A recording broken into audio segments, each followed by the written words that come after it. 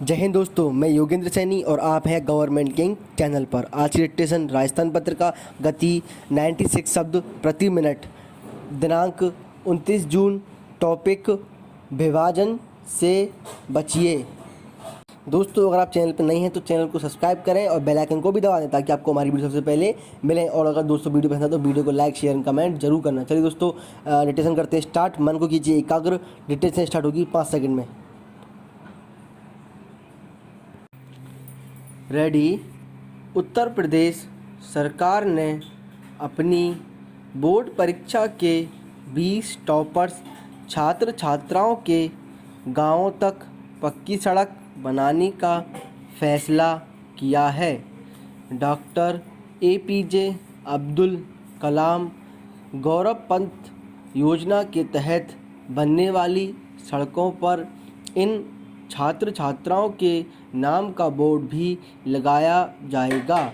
स्कूली बच्चों को प्रोत्साहन देने के इरादे वाले इस फैसले से उत्तर प्रदेश के कई गांवों के लोग इसलिए भी खुश हैं कि इसी बहाने उनके गांव में पक्की सड़क पहुंच जाएगी। मेधावी छात्र छात्राओं और गांव वालों के हित को देखते हुए तो यह फैसला वाजिब लगता है, लेकिन परोक्ष रूप से यह शिक्षा में उस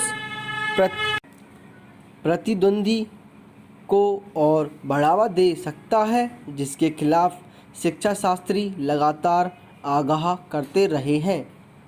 वैश्वीकरण और उदारवाद ने दुनिया को पहले ही प्रतिस्पर्धा के मैदान में तब्दील कर रखा है। कई क्षेत्रों में गला घाट प्रतिस्पर्धा का आलम यह है कि आदमी को अपने सीमित क्षेत्र में खड़े रहने के लिए भी दौड़ना पड़ रहा है।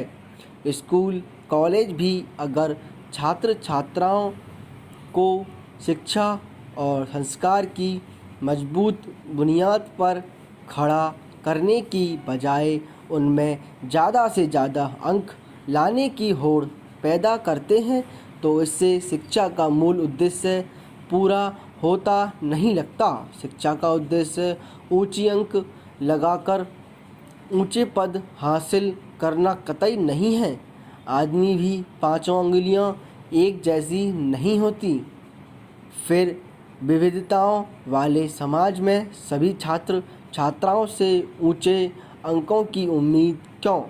औसत अंकों वाले भी सफलता के प्रतिमान रचते हैं क्योंकि वे किताबों को रटकर नहीं, अपने हिसाब से समझकर खुद के लिए नए रास्ते बनाने के सूत्र पा लेते हैं।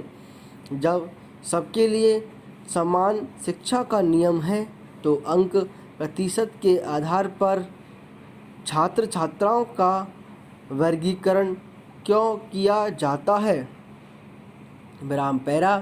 शिक्षकों और अभिभावकों के ऊंचे अंकों के ग्राहक ने पिछले कुछ साल के दौरान छात्र छात्राओं को दबाव की ऐसी तंग गली में धकेला है कि वे सहज सुख भूख प्यास तक से दूर होते जा रहे हैं। जीवन अब सहज प्रतिक्रियाओं से हटता है तो कभी कभी खतरनाक नतीजे सामने आते हैं।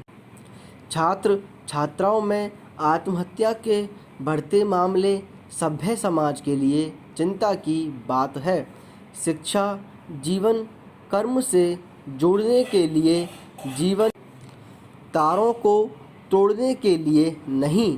शिक्षा शास्त्रियों के साथ साथ समाज शास्त्रियों की भी समय समय पर शिक्षा में भी तोड़ प्रतिद्वंदिता के बजाय उसी तरह की स्वास्थ्य स्पर्धा पर जोर देते रहे हैं जो खेलों में नज़र आती हैं, जिन पर शिक्षा प्रणाली के संचालन की जिम्मेदारी है।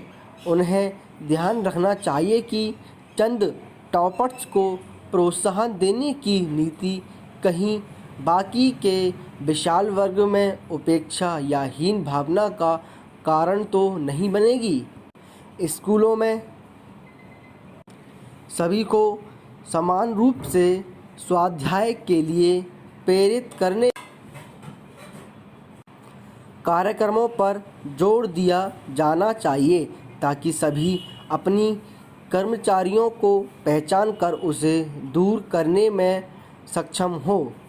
सभी में यह भरोसा कायम किया जाना चाहिए कि वे मेहनत कर एकलव्य की तरह अपनी विद्या में महारत हासिल कर सकते हैं। स्कूलों को ऊंचे अंकों का रणक्षेत्र नहीं, उच्च आदर्श, संस्कार और मानवीय मूल्यों का संकुल बनाने की ज़रूरत है। विराम।